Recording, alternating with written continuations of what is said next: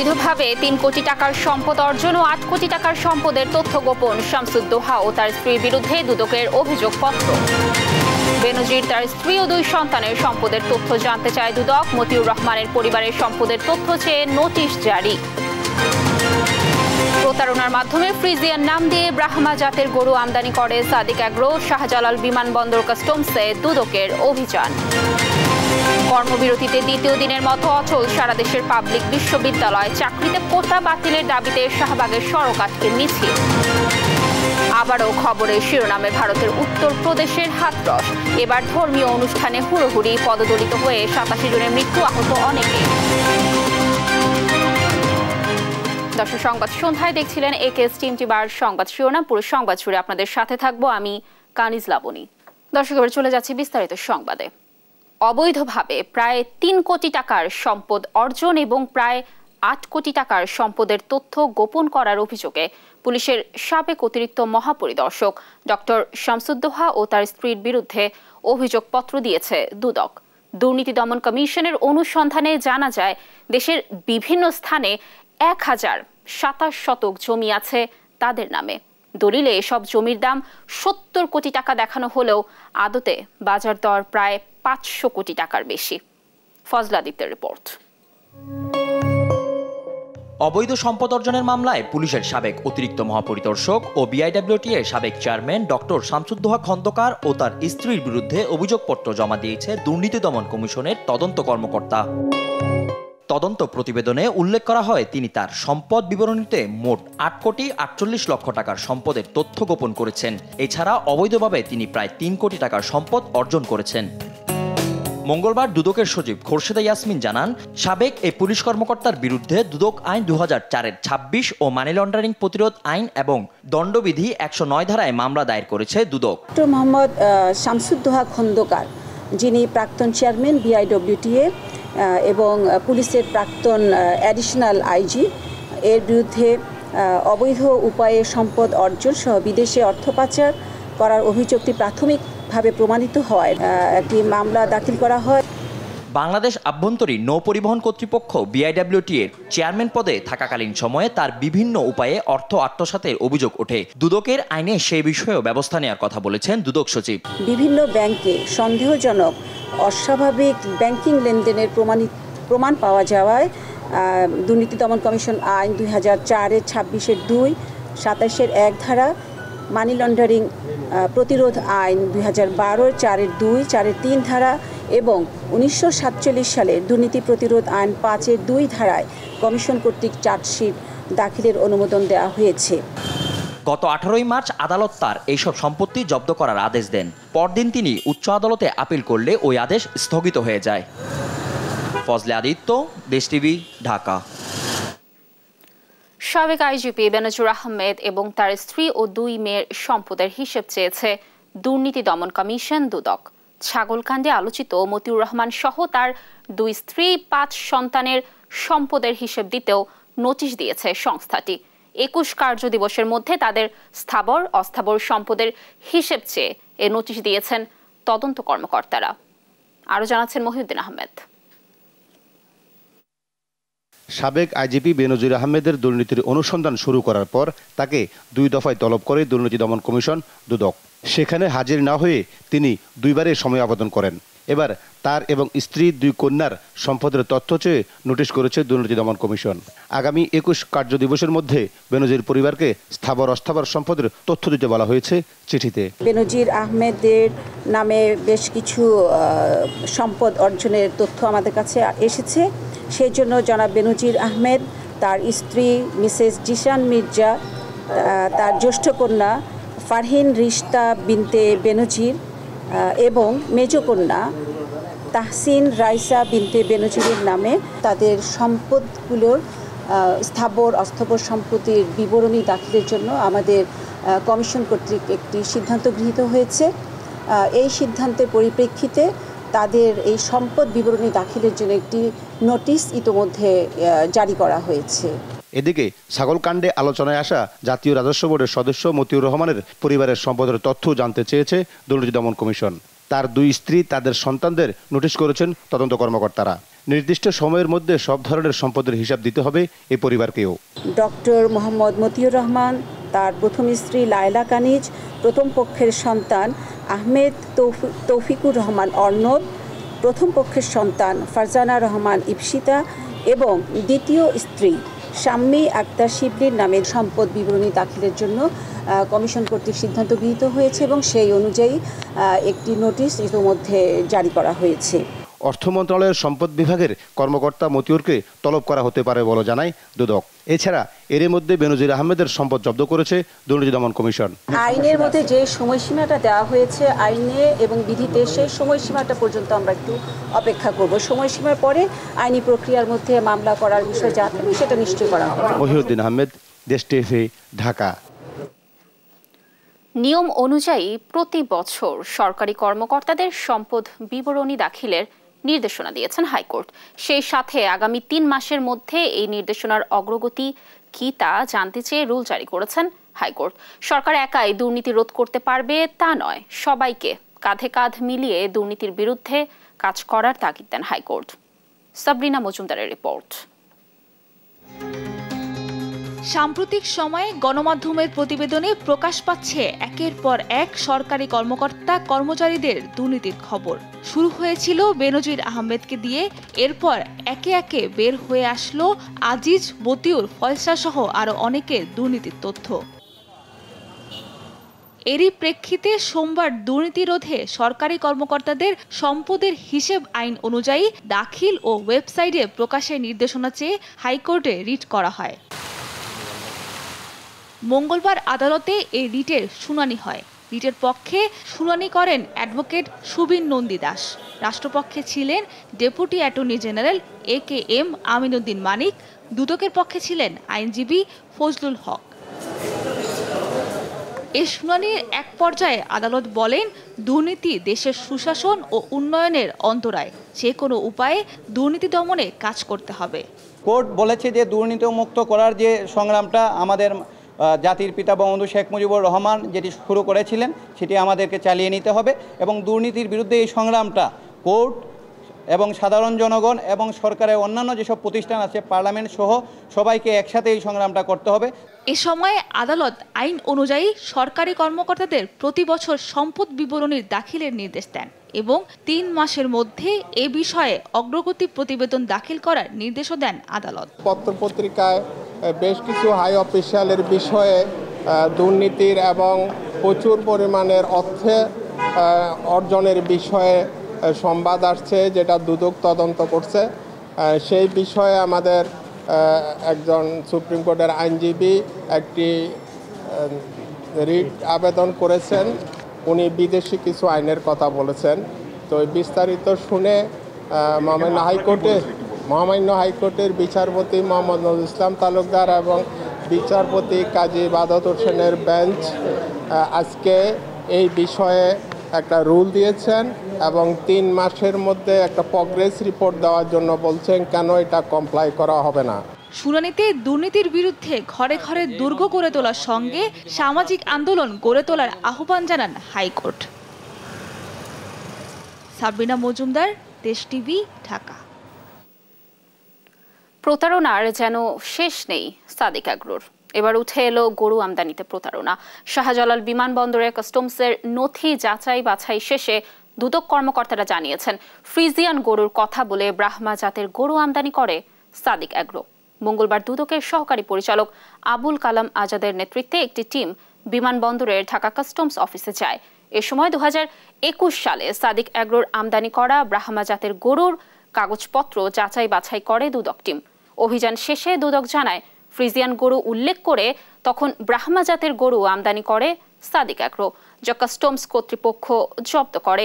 এর আগে সোমবার দুদকের সহকারী পরিচালক আবুল কালামের নেতৃত্বে 3টি টিম সাদিক অ্যাগ্রোকে অনৈতিক সুবিধা দেওয়ার অভিযোগে সাভার কেন্দ্রীয় গো প্রজনন ও দুগ্ধ খামার এবং সাদিক অ্যাগ্রোর সাভার, মোহাম্মদপুর ও নরসিংদী ফার্মে দিনভর অভিযান চালায়।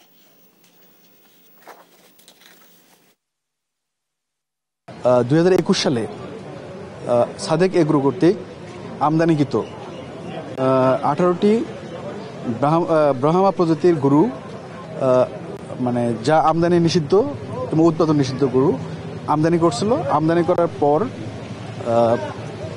কাস্টম কর্তৃক আটক করা হয়। আটক করে গরুগুলো মানে পালনের জন্য সাভার কেন্দ্রীয় গরু প্রজনন খামারে প্রেরণ করা হয়। এই সংক্রান্তে যেগুলো রেকর্ডপত্র কাস্টমসের কাছে ছিল এগুলো আমরা সংগ্রহ করতে নিয়ে আসছি। সর্বজনীন পেনশন স্কিম প্রত্যয় বাতিলের দাবিতে আজও আন্দোলনে উত্তাল দেশের সব পাবলিক বিশ্ববিদ্যালয়। আন্দোলনে স্থবির হয়ে পড়ে ক্যাম্পাসগুলো, বন্ধ রয়েছে সকল একাডেমিক ও প্রশাসনিক কার্যক্রম। শিক্ষক কর্মকর্তাদের দাবি, তাদের উপর অন্যায়ভাবে চাপিয়ে দেওয়া সিদ্ধান্ত বাতিল না করা পর্যন্ত আন্দোলন চলবে। মাজহারুল ইসলামের রিপোর্টে দেখুন বিস্তারিত। শিক্ষক কর্মকর্তা কর্মচারীদের কর্মবিরতিতে স্থবির ঢাকা বিশ্ববিদ্যালয় সহ দেশের সব পাবলিক বিশ্ববিদ্যালয়। বন্ধ হয়ে গেছে একাডেমিক ও প্রশাসনিক সকল কার্যক্রম। আন্দোলনের দ্বিতীয় দিনেও সকল বিশ্ববিদ্যালয়ের শিক্ষকরা নিজ বিশ্ববিদ্যালয়ের কর্মবিরতি পালন করেন, অংশ নেননি কোনো কার্যক্রমে। ফলে করোনার পর আবারও স্থবির দেশের উচ্চ শিক্ষাঙ্গন। এ সময় শিক্ষকরা দাবি করেন, বিশ্বের সব দেশে যখন শিক্ষকদের সুযোগ সুবিধা বৃদ্ধি পাচ্ছে, সেখানে দেশের উচ্চ শিক্ষাঙ্গনে শিক্ষকদের সুযোগ সুবিধা কমিয়ে তাদেরকে বৈষম্যের দিকে ঠেলে দেওয়া হচ্ছে। এটা স্পষ্টত একটা ষড়যন্ত্র। আজকে যে ব্যবস্থাটি আমাদের প্রতি আরোপ করা হয়েছে এটা ষড়যন্ত্র। এই শিক্ষকদেরকে অবদান করে হতাশায় ঠেলে দিয়ে দ্বিধা বিভক্ত করে কার পাচার করতে যাবে যারা এই প্রত্যয় নামক স্কিমটি শিক্ষকদের বিরুদ্ধে এবং শিক্ষকদেরকে অবদানিত করার জন্য এটি নিয়ে এসে সামনে নিয়ে আসেন, তাদেরকে আপনি অবশ্যই চিহ্নিত করবেন এবং সেই চিহ্নিত করার পরবর্তীতে আপনি অবশ্যই শিক্ষকদের যে দাবি দেওয়া আছে সেইগুলো নিয়ে আপনি একটি বসার ব্যবস্থা করবেন। শিক্ষকদের সাথে কোনো ধরনের আলোচনা ছাড়াই এমন সিদ্ধান্তের তীব্র সমালোচনা করেন তারা। আমাদের সুযোগ সুবিধা আগে কোথায় ছিল, এখন কোথায় ছিল? আমরা স্টেক হোল্ডার হিসাবে পৃথিবীর উন্নত দেশে যখন এই ধরনের পেনশন স্কিম বা নতুন কিছু করা হয়, স্টেক হোল্ডারদেরকে নিয়ে যায়, দুই একজন সদস্যকে রাখে, আপনারা বলেন এখানে কোন সুবিধা, ওখানে ওনারা ওনাদের মতো করে চাপিয়ে দেবেন। আমাদের সুযোগ সুবিধা কি, আমাদের দুঃখ বেদনা কি আপনারা জানবেন না? সুতরাং আমাদের শিক্ষকদের মেরুদণ্ড অত্যন্ত শক্তিশালী। আমরা প্রত্যয় স্কিম প্রত্যাহার করে নতুন করে 2025 সালের 1 জুলাই থেকে সাবেক নামে যে স্কিমটা করছেন আপনারা ওখানে নিয়ে যান। আমরা সার্বজনীন পেনশন স্কিমকে স্বাগত জানাবো। একই দাবিতে আন্দোলন করেছে বিশ্ববিদ্যালয়ের কর্মকর্তা কর্মচারীগণ। বর্জন করেন প্রশাসনিক সকল কার্যক্রম। বৃষ্টি উপেক্ষা করে সকাল থেকেই তারা বিক্ষোভ মিছিল এবং সমাবেশ করেন। এ সময় তারা দাবি করেন, প্রত্যয় স্কিম বিশ্ববিদ্যালয়ের 1973 সালের সাহিত্য শাসন বিরোধী সিদ্ধান্ত। আমাদের উপর এই ধরনের একটা সরকারি সিদ্ধান্ত চাপিয়ে দেয়া অনভিপ্রেত। এই জন্য আমরা এটার বিপক্ষে নেমেছি, এটার প্রতিবাদে নেমেছি। আমরা এই পেনশন স্কিম আমরা প্রত্যাহার চাই। শিক্ষকরা দাবি করেন, পাকিস্তানের চেয়ে অবহেলিত দেশের শিক্ষকরা, তাই শিক্ষকদের যথাযথ মর্যাদা ফিরিয়ে দেওয়ারও দাবি করেন তারা। মাজহারুল ইসলাম, দেশ টিভি, ঢাকা। সরকারি চাকরিতে কোটা বাদ দেওয়ার দাবিতে শাহবাগ মোড় অবরোধ করে কোটা সংস্কার আন্দোলনকারীরা আন্দোলন করেছে। 1 ঘণ্টা ব্যাপী শাহবাগ ও পার্শ্ববর্তী এলাকার যান চলাচল বন্ধ ছিল। তারা 4 দফা দাবির প্রেক্ষিতে বুধবার বেলা 2:30টায় সারা দেশের পাবলিক বিশ্ববিদ্যালয়গুলোতে গুরুত্বপূর্ণ পয়েন্টে আবারও কোটা বিরোধী আন্দোলনের ঘোষণা দেন। জান্নাতুল মোহনার রিপোর্ট। মঙ্গলবার বিকেল 4টায় রাজধানীর শাহবাগ মোড় অবরোধ করে রাখে কয়েক হাজার শিক্ষার্থী। কোটা বিরোধী স্লোগানে কেঁপে ওঠে শাহবাগ। এতে পুরো এলাকার যান চলাচল বিপর্যস্ত হয়ে পড়ে, যা ছড়িয়ে পড়ে রাজধানীর অন্যান্য এলাকাতেও। গত 5 জুন প্রথম ও দ্বিতীয় শ্রেণীর সরকারি চাকরিতে মুক্তিযোদ্ধা কোটা পদ্ধতি বাতিলের সিদ্ধান্ত অবৈধ ঘোষণা করেন হাইকোর্ট। এ রায় উঠিয়ে নিতে 30 জুন পর্যন্ত আলটিমেটাম দেন আন্দোলনকারীরা। এরপরও কোনো ঘোষণা না আসায় 1 জুলাই থেকে সারা বাংলাদেশের পাবলিক বিশ্ববিদ্যালয়ে আন্দোলনে নামেন কোটা সংস্কারের পক্ষের শিক্ষার্থীরা। মুক্তিযুদ্ধ কোটা এবং মুক্তিযুদ্ধের চেতনা কিন্তু এক জিনিস নয়। মুক্তিযুদ্ধের চেতনা কোন গোষ্ঠীগত বংশ পরম্পরার জিনিস নয়। 2018 সালে সরকারি চাকরিতে কোটা পদ্ধতি বাতিল করে ঘোষিত পরিপত্র বহাল রাখা সহ 4 দফা দাবি জানান আন্দোলনকারীরা। 18 পরিপত্রকে পুনর্বহাল করতে হবে। আমাদের দ্বিতীয় দাবিটি হচ্ছে 2018 সালে পরিপত্র বহালের সাপেক্ষে সংবিধান অনুযায়ী ক্ষুদ্র নিগোষ্ঠী এবং প্রতিবন্ধীদের জন্য ন্যূনতম কোটা রাখতে হবে এবং সরকারি চাকরিতে প্রথম থেকে চতুর্থ শ্রেণীর সকল গ্রেডে কোটা ব্যবস্থা অযৌক্তিক বৈষম্যমূলক কোটা বিলুপ্ত করতে হবে। দাবি না মানা হলে কঠোর থেকে কঠোরতর আন্দোলনের হুঁশিয়ারি দেন তারা। কঠোর থেকে কঠোরতর এবং কঠোরতম সেটা হচ্ছে আমাদের আলোচনা সাপেক্ষে, কারণ প্রধানমন্ত্রী নির্বাহী আদেশে যেখানে দিয়েছে উনি যৌক্তিক মনে করেছেন বলেই কোটাটি বাতিল করেছেন। সুতরাং এটি মূলত হচ্ছে এই কোটাটি বাতিল করে দেওয়া, প্রধানমন্ত্রী নির্বাহী আদেশকে চ্যালেঞ্জ করা। আমরা যে বিষয়ে আন্দোলন করছি সেটি একটি যৌক্তিক দাবি এবং ন্যায়সঙ্গত এবং এটি একটি বৈষম্যের বিরুদ্ধে আমরা লড়াই করছি। বুধবার দুপুর 2টা 30 থেকে দেশের সব পাবলিক বিশ্ববিদ্যালয়ে কোটা বিরোধী আন্দোলনের কর্মসূচি ঘোষণাও দেন আন্দোলনকারীরা। অবশ্যই আমাদের রাজপথ দখলে রাখতে হবে। জান্নাতুল মোহনা, দেশ টিভি, ঢাকা। সারা দেশেই এবছর বন্যা হতে পারে এমন পূর্বাভাসের কথা জানিয়ে প্রধানমন্ত্রী শেখ হাসিনা বন্যা মোকাবেলায় সবাইকে সতর্ক থাকার নির্দেশ দিয়েছেন। সকালে একনেক সভায় তিনি এই সতর্কতার কথা বলেন। সভায় প্রায় 5,459 কোটি 87 লক্ষ টাকা ব্যয়ে 11টি প্রকল্প অনুমোদন দেওয়া হয়। শামীম আক্তারের রিপোর্ট।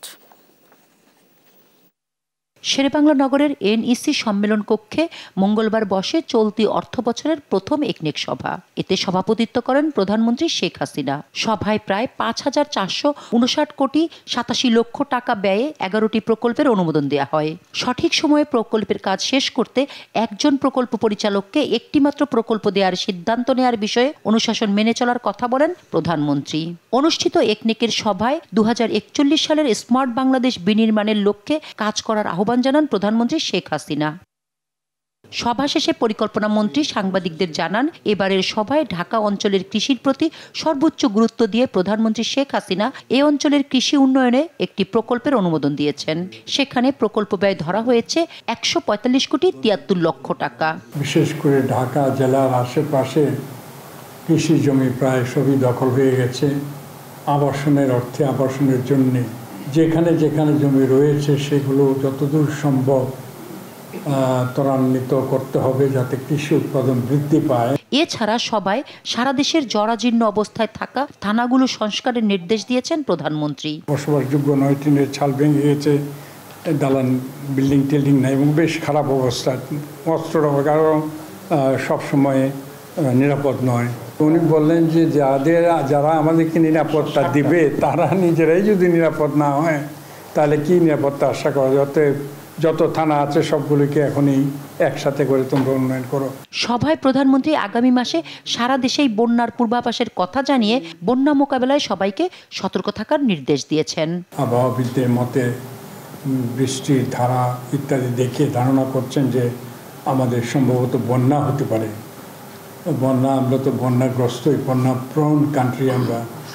তো সেটার জন্য তিনি আমাদের সবাইকে বলেছেন প্রস্তুত থাকতে। খোদা না করেন যদি বন্যা হয়ে যায় তাহলে আমরা যেন তার প্রস্তুত তত সময় কাজ করতে পারি। এছাড়া সদ্য সমাপ্ত 2023-24 অর্থ বছরের শেষ সময়ে যেসব প্রকল্পের অনুকূলে অর্থ বরাদ্দ দেওয়া হয়েছে সেগুলো টাকা কিভাবে খরচ হয়েছে সেটি খতিয়ে দেখার নির্দেশ দেন প্রধানমন্ত্রী। শামীমা আক্তার, দেশ টিভি, ঢাকা। দর্শক, সংবাদ সন্ধ্যায় আরো থাকছে। নারায়ণগঞ্জের রূপগঞ্জে আস্তানা সন্দেহে একটি বাড়িতে অ্যান্টি টেররিজম ইউনিটের অভিযান, বোমা উদ্ধার।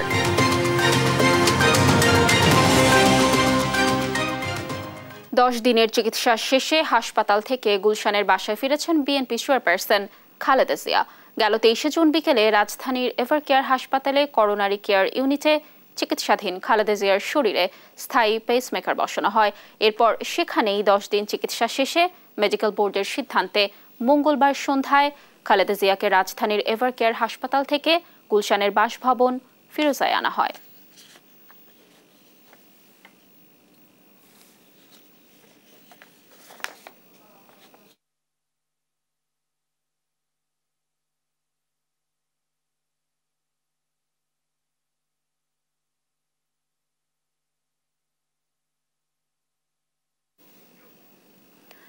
খালেদা জিয়ার শারীরিক অবস্থা নিয়ে ব্রিফ করছেন মেডিকেল বোর্ডের সদস্য। আমরা সরাসরি চলে যাচ্ছি সেই ব্রিফিং এ। জানিয়েছেন এবং ওনার জন্য দোয়া করার জন্য বলেছেন এবং উনি সর্বোপরি আপনাদের সবার মাধ্যমে দেশবাসীর কাছে দোয়া চেয়েছেন এবং আল্লাহ রাব্বুল আলামিনের কাছে অশেষ অশেষ কৃতজ্ঞতা যে আল্লাহ আমাদেরকে শেষ মুহূর্তে এই আজকে 2রা জুলাই প্রায় 10 দিন উনি হাসপাতালে থাকার পর আজকে ফিরেছেন। উনি এখানে মেডিকেল বোর্ডের সদস্যদের তত্ত্বাবধানে সার্বক্ষণিকভাবে উনি চিকিৎসাধীন থাকবেন এবং ওনার মেডিকেল বোর্ডের সদস্যরা প্রতিদিনই পর্যায়ক্রমে ওনার স্বাস্থ্য পরীক্ষা করবে এবং প্রত্যেকটি জিনিস ওনার স্বাস্থ্য পরীক্ষার প্রতিটি যে সমস্ত ভাইটালস বলি আমরা ডাক্তারি ভাষায় সেগুলো পরীক্ষা নিরীক্ষা করবে এবং সময় সময় প্রয়োজনীয় ব্যবস্থা করবে এবং তার পরবর্তীতে আমাদের বা ওনার আমরা আশা করি নিশ্চয়ই উনি সুস্থ হয়ে উঠবেন। উনি মানসিকভাবে অত্যন্ত সবল এবং সুস্থ আছেন, শারীরিকভাবে উনি অসুস্থ, সেজন্যই উনি হয়তো সবার সাথে আপনাদের সবার সাথে দেখা বা কথা বলার সুযোগ যেহেতু কারান্তরীণ আছে সুযোগ নাই, সেজন্য উনি আমার মাধ্যমে আপনাদের সবাইকে ধন্যবাদ জানিয়েছেন, কৃতজ্ঞতা জানিয়েছেন। আপনার ধন্যবাদ সবাইকে।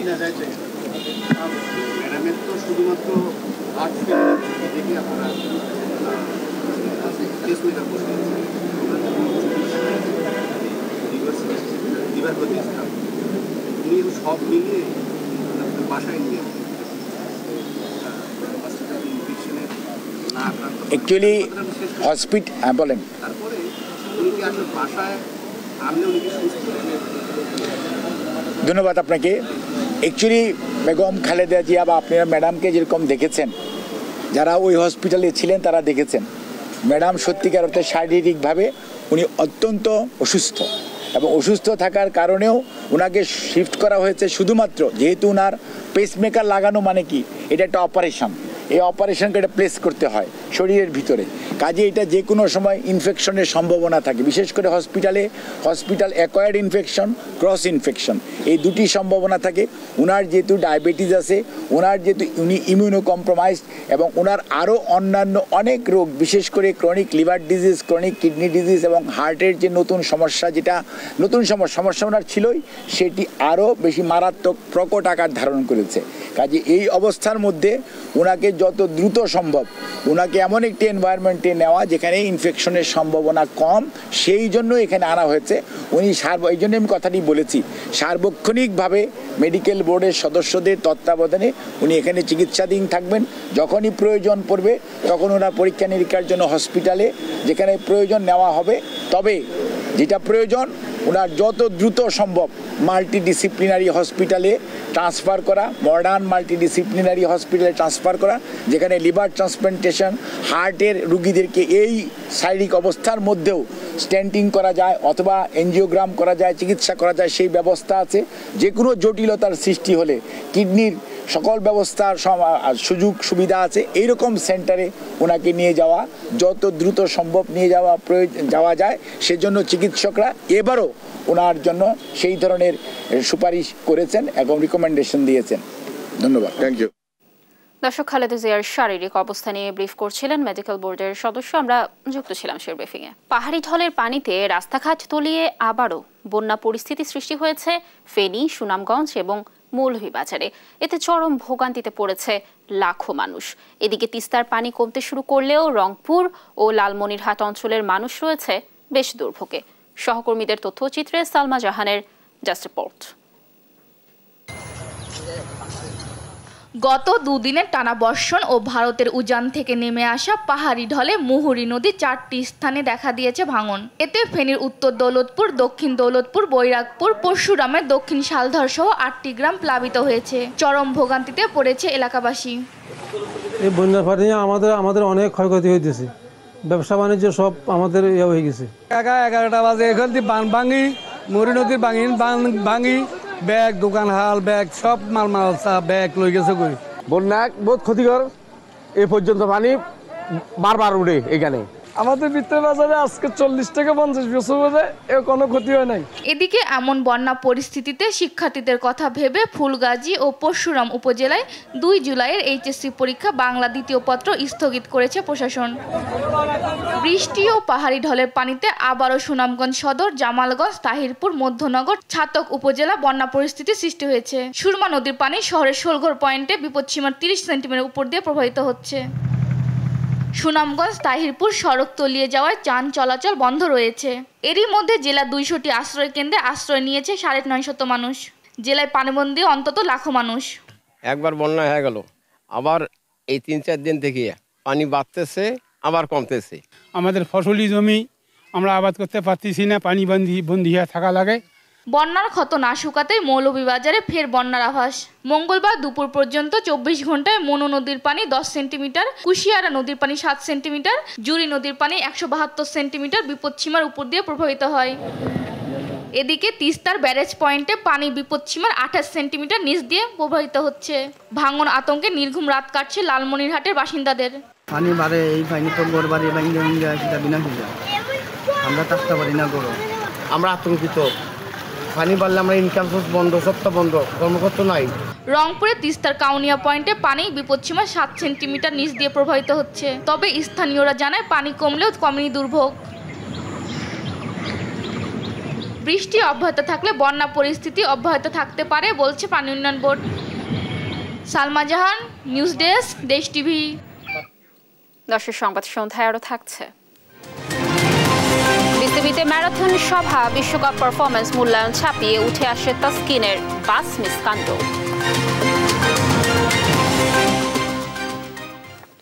নারায়ণগঞ্জ রূপগঞ্জের বরপা এলাকায় জঙ্গি আস্তানা সন্দেহে একটি 4তলা বাড়িতে অভিযান চালিয়েছে অ্যান্টি টেরোরিজম ইউনিট।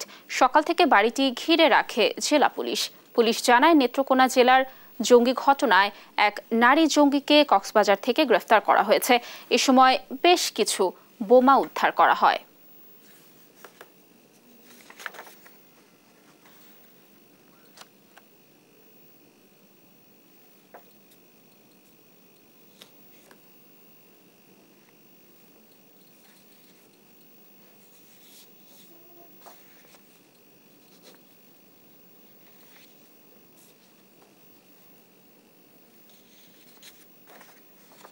এবার জানাবো আন্তর্জাতিক সংবাদ। ভারতের উত্তরপ্রদেশে ধর্মীয় অনুষ্ঠানে পদদলিত হয়ে অন্তত 87 জনের মৃত্যু হয়েছে। আহত হয়েছেন আরও অনেকে। মঙ্গলবার হাথরসের মুঘলগাড়ি গ্রামে একটি ধর্মীয় অনুষ্ঠান চলছিল। অনুষ্ঠানের শেষ দিকে বিশৃঙ্খলা সৃষ্টি হয়। এ সময় লোকজন ছোটাছুটি শুরু করলে তারপরই পদপিষ্টের ঘটনা ঘটে। আফরিন ময়ের রিপোর্ট। স্বজন হারানোর কান্নায় ভারী হয়ে উঠছে ভারতের উত্তরপ্রদেশের আকাশ। স্থানীয় সময় মঙ্গলবার হাথরস জেলার মুঘলগাড়ি গ্রামে সৎসঙ্গ প্রার্থনা সভায় যোগ দিয়েছিলেন ভক্তরা। এ সময় অনুষ্ঠানের শেষের দিকে হঠাৎই বিশৃঙ্খলার সৃষ্টি হয়। এতে দিক বিদিক ছোটাছুটি করতে থাকেন মানুষ, আর তারপরই পদপৃষ্ঠের ঘটনা ঘটে। স্থানীয় কর্তৃপক্ষ জানিয়েছে, এই ঘটনায় বহু হতাহতের খবর পাওয়া গেছে। এরই মধ্যে আহতদের দ্রুত স্থানীয় হাসপাতালে নিয়ে যাওয়া হয়েছে বলেও জানানো হয়। তবে এদের মধ্যে বেশ কয়েকজনের অবস্থা গুরুতর হওয়ায় মৃতের সংখ্যা বাড়ার আশঙ্কা করা হচ্ছে। এদিকে নিহতের পরিবারের প্রতি গভীর সমবেদনা জানিয়েছেন উত্তরপ্রদেশের মুখ্যমন্ত্রী যোগী আদিত্যনাথ। দুর্ঘটনাস্থলে উদ্ধার কার্যক্রম পরিচালনা এবং আহতদের যথাযথ চিকিৎসার জন্য সংশ্লিষ্ট কর্মকর্তাদের নির্দেশনা দিয়েছেন তিনি। একই সঙ্গে এই দুর্ঘটনার কারণ জানতে পুলিশকে তদন্তের নির্দেশনাও দেওয়া হয়েছে। এরই মধ্যে নিহতের পরিবারের প্রতি সমবেদনা জানিয়েছেন ভারতের রাষ্ট্রপতি দ্রৌপদী মুর্মু। আফরিন মৌ, নিউজ ডেস্ক, দেশ টিভি। মানব শরীরের জন্য ক্ষতিকর ও নিষিদ্ধ অস্ত্র ব্যবহার করেছে মিয়ানমারে বিদ্রোহীদের হামলায় কোণঠাসা জান্তা। এমনটাই অভিযোগ পিডিএফ, কাচিন সহ একাধিক বিদ্রোহী গোষ্ঠীর। এই অস্ত্রগুলো রাসায়নিক বিক্রিয়ার মাধ্যমে মানুষের শ্বাসযন্ত্রে আঘাত করে। এই ঘটনার তদন্তের আহ্বান জানিয়েছে মানবাধিকার সংস্থাগুলো। আফরিন ময়ের আরও একটি রিপোর্ট। মিয়ানমারে বিদ্রোহী গোষ্ঠীর সঙ্গে সংঘাতে প্রতিদিন একটু একটু করে শহরগুলোর নিয়ন্ত্রণ হারাচ্ছে ক্ষমতাসীন জান্তা। এতে এক প্রকার কোণঠাসা হয়ে পড়েছে তারা। সংঘাতে বিদ্রোহীদের কাবু করতে মরিয়া হয়ে উঠেছে সামরিক বাহিনী। এ অবস্থায় মিয়ানমার জুড়ে জান্তার বিরুদ্ধে নিষিদ্ধ ও মানব শরীরের জন্য ক্ষতিকর অস্ত্র ব্যবহারের অভিযোগ করেছে পিডিএফ, কাচিন সহ একাধিক বিদ্রোহী গোষ্ঠী।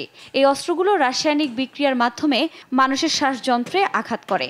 জান্তার বিরুদ্ধে এসব অস্ত্র ব্যবহারের প্রমাণও পাওয়া গেছে বলেও জানানো হয়। এই ঘটনার তদন্তের আহ্বান জানিয়েছে মানবাধিকার সংস্থাগুলো।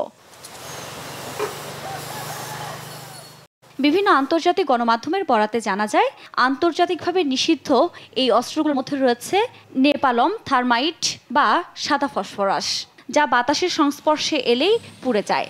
বিশেষজ্ঞদের মতে রাসায়নিক পদার্থ মিশ্রিত এসব অস্ত্র পোড়ানোর মতো কিছু না পেলে নিজেরাই পুড়ে ধোঁয়া সৃষ্টি করে, অক্সিজেনের সাথে বিক্রিয়া করে বিষাক্ত গ্যাস তৈরি করে, যা মানব শরীরের জন্য অত্যন্ত ক্ষতিকর।